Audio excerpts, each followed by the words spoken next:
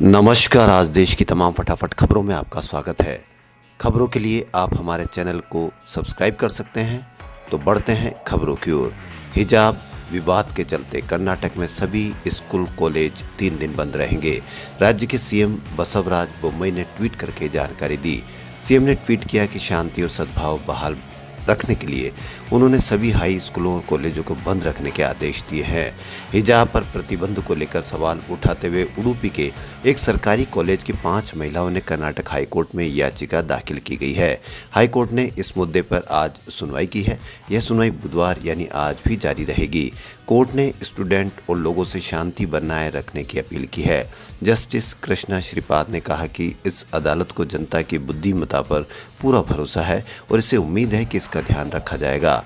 उडुपी जिले के मणिपाल स्थित महात्मा गांधी मेमोरियल कॉलेज में मंगलवार को उस समय काफ़ी तनाव हो गया जब भगवा शॉल ओढ़े विद्यार्थियों और हिजाब पहनी छात्राओं के 2 समूह ने एक दूसरे के खिलाफ नारेबाजी की। सोशल मीडिया पर वायरल हुए एक वीडियो में मांड्या में लड़कों का एक समूह हिजाब पहनी लड़कियों से बदसलूकी करते नजर आ रहा है। हालांकि सोशल मीडिया पर इन लड़कियों के पक्ष में समर्थन उमड़ पड़ा। हिजाब पहनने के अधिकार की मांग को लेकर प्रदर्शन जारी रखने पर जोर देने वाली लड़की ने कहा कि उसे शिक्षकों का समर्थन प्राप्त है और भगवा शॉल उड़े उसे रोकने वाले लड़के बाहरी थे।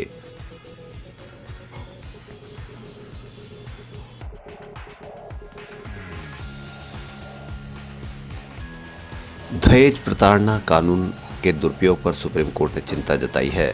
सुप्रीम कोर्ट ने कहा कि सामान्य और सबको लपेट लेने वाले आरोपों के आधार पर पति के रिश्तेदारों पर कार्रवाई कानून प्रक्रिया का दुरुपयोग है। दहेज के सामान्य आरोपी पति के रिश्तेदारों पर दाग छोड़ते हैं, इसे हतोत्साहित किया जाना चाहिए। सुप्रीम कोर्ट ने मंगलवार को कहा कि पत्नी द्वारा दहेज उत्पीड़न के सामान्य और सबको लपेटे में लेने वाले आरोपों के आधार पर पति के रिश्तेदारों को मुकदमे से गुजरने के लिए मजबूर नहीं किया जा सकता है, क्योंकि इससे आरोपी पर एक गंभीर दाग लग सकता है। इसका विरोध किया जाना चाहिए। जस्टिस एस अब्दुल नज़ीर और जस्टिस कृष्ण मुरारी ने पीठ में अपने फैसले में कहा कि सामान्य और सबको लपेटे में लेने वाले आरोपों पर ऐसी स्थिति नहीं आनी चाहिए जहां शिकायतकर्ता के पति के रिश्तेदारों को मुकदमे से गुजरना पड़े। एक आपराधिक मुकदमा जिसमें आरोपी अंततः बरी हो जाते हैं, आरोपी पर गंभीर दाग छोड़ जाते हैं और इस तरह की प्रैक्टिस को हतोत्साहित किया जाना चाहिए।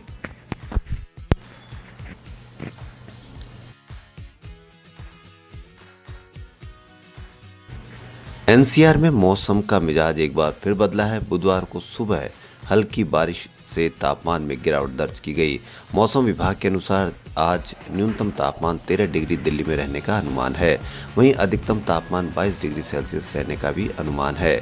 आज पंजाब, हरियाणा, दिल्ली, उत्तर प्रदेश और उत्तरी राजस्थान में गरज के साथ छींटे और बिजली गिरने की संभावना है। वहीं 9 फरवरी की रात यानी आज पश्चिमी हिमालय क्षेत्र, जम्मू कश्मीर, लद्दाख, मुजफ्फराबाद, हिमाचल प्रदेश, उत्तराखंड और राजस्थान में हल्की बारिश की और बर्फबारी के साथ अनुमान है।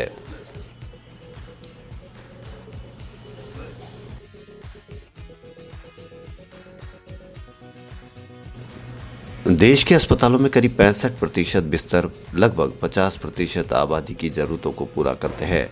लोगों के लिए समान रूप से स्वास्थ्य सुविधाओं की पहुंच सुनिश्चित करने के लिए बिस्तरों की संख्या में कम से कम 30% वृद्धि किए जाने की जरूरत है। यह बात नीति आयोग की रिपोर्ट में कही गई है। आयोग ने भारत में वित्त पोषण के विभिन्न स्रोतों के माध्यम से स्वास्थ्य देखभाल की पुनर्कल्पना शीर्षक से जारी रिपोर्ट में यह भी कहा है कि ब्रिक्स यानी ब्राजील, रूस, भारत, चीन, दक्षिण अफ्रीका देशों में भारत का स्वास्थ्य देखभाल पर खर्च सबसे कम है। इसमें कहा गया है कि यह उल्लेखनीय कि देश में लगभग 65% अस्पताल के बिस्तर उत्तर प्रदेश, महाराष्ट्र, कर्नाटक, तमिलनाडु, तेलंगाना, पश्चिम बंगाल और केरल में केंद्रित लगभग 50% आबादी की जरूरतों को पूरा करते हैं।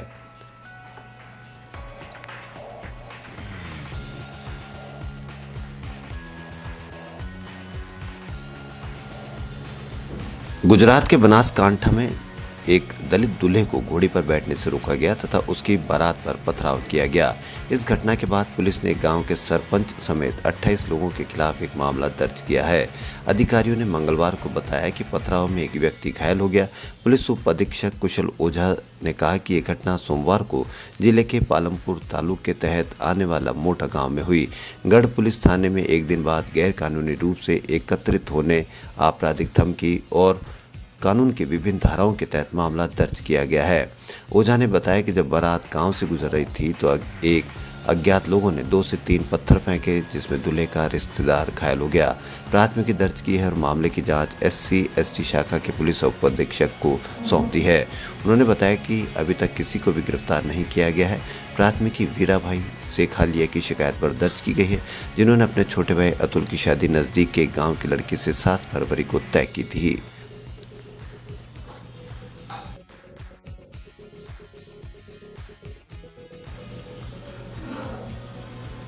दिल्ली उच्च न्यायालय ने एयर इंडिया के कर्मचारियों के भत्ते में कटौती को चुनौती देने वाली एग्जीक्यूटिव पायलट्स एसोसिएशन और all India aircraft engineer association की याचिकाएं खारिज कर दी है। न्यायमूर्ति वी कामेश्वर राव ने कहा कि इसमें कोई भेदभाव नहीं किया गया है और पायलट तथा इंजीनियरों की तरह ही तर्कपूर्ण आधार पर उनके भत्तों में कटौती की गई है। न्यायमूर्ति राव ने कहा कि यह केंद्र सरकार और एयर इंडिया पर निर्भर था कि वह सभी तथ्यों, बातों और परिस्थितियों को ध्यान में रखते हुए भत्तों में तर्कपूर्ण कटौती करे और जब तक ये कटौती मनमानी नहीं है, इसमें न्यायिक समीक्षा की गुंजाइश बहुत कम है।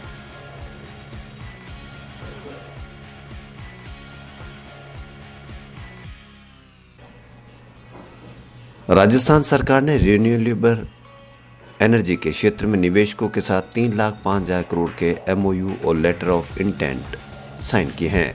इस निवेश से प्रदेश में करीब 90,000 मेगावाट यानी 90 गीगावाट से ज़्यादा की रिन्यूएबल बिजली पैदा होगी। मुख्यमंत्री अशोक गहलोत ने CM निवास पर वीडियो कॉन्फ्रेंस के इस कार्यक्रम में हिस्सा लिया। सरकार की ओर से जानकारी दी गई कि जल्द ही प्रस्तावित इन्वेस्ट राजस्थान समिट के जरिए एनर्जी फील्ड में इन्वेस्टर्स ने करीब 5 लाख करोड़ का निवेश करने की इच्छा जताई है। पश्चिमी राजस्थान के जिलों में सोलर एनर्जी प्रोडक्शन के लिए 1.60 लाख हेक्टेयर से ज़्यादा जमीन मौजूद है, जहां सोलर पार्क लगाए जा रहे हैं। साल 2030 तक देश में 500 गीगावाट रिन्यूएबल एनर्जी प्रोडक्शन का नेशनल टारगेट रखा गया है, जिसमें राजस्थान का बड़ा रोल है।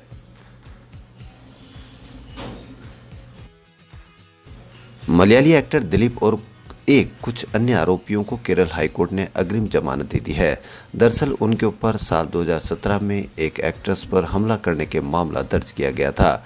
जस्टिस P गोपीनाथ की सिंगल बेंच ने अपने आदेश में कहा कि जांच में सहयोग नहीं करने की आशंकाओं को कुछ खास शर्तों के जरिए दूर किया जा सकता है।